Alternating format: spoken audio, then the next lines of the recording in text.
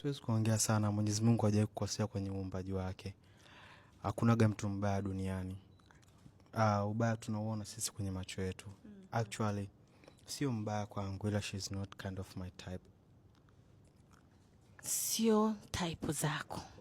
Unaitwa bwana nani, unajishughulisha na nini ili na yeye ajue wewe unaweza kuwa type yake? Mimi naitwa Faisal. Najishughulisha na kwenye kampuni moja ya Kisimba Engineering, inahusiana na kutengeneza majiko makubwa ya jela, ya shule, hotels, shughuli. Actually mimi sichaguagi, lakini Mungu anisamehe. Sipendagi mwanamke mweusi kwenye maisha yangu. Hicho tu.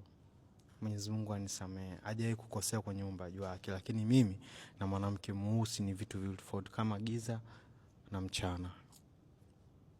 Sasa mbona ana weusi huo wa giza brother?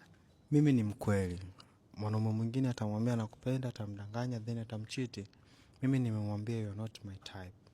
Nitakudanganya. Type zako ni zipi, labda akienda kujiprune?